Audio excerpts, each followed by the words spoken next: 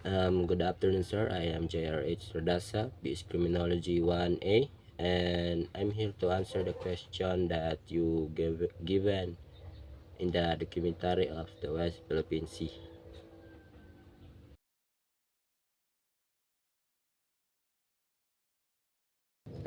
My first thoughts about watching the documentary about the West Philippine Sea would likely include concern about the geopolitical tensions surrounding the disputed territory, appreciation for the rich marine biodiversity and resources in the area,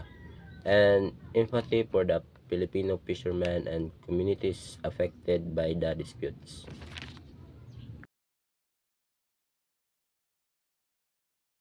The documentary about the West Philippine Sea highlights the significance of protecting the country's sovereignty, the human impact of the maritime conflict on Filipino fishermen and communities,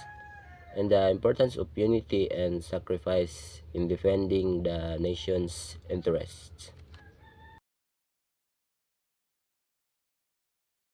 Documentary presented the historical background of the West Philippine Sea dispute by highlighting the Philippines' historical claims to the territory, the impact of colonialism, and the evolution of the dispute over time, including the role of international law and the country's efforts to assert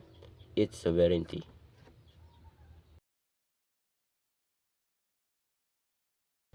The documentary highlighted the Philippine government's diplomatic efforts in the West Philippine Sea dispute, including filing diplomatic protests, relying on international law, engaging in multilateral forums, pursuing bilateral negotiations, and emphasizing development diplomacy to assert its sovereignty and protect its maritime interests.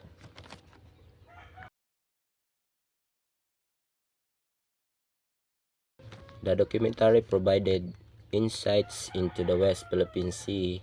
conflict, highlighting China's expansive claims and aggressive actions, while also touching on the role of the United States in promoting freedom of navigation and the importance of adhering to international law, particularly of United Nations Convention on the Law of the Sea, in resolving the dispute.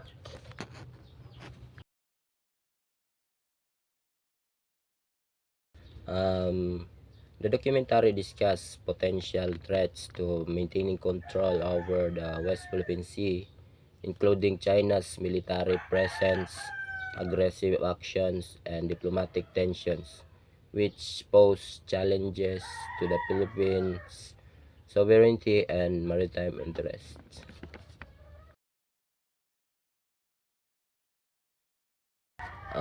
The documentary likely deepened my understanding of the West Philippine Sea dispute by highlighting the complexities of the issue, the historical context, and the human impact on Filipino communities, as well as the diplomatic efforts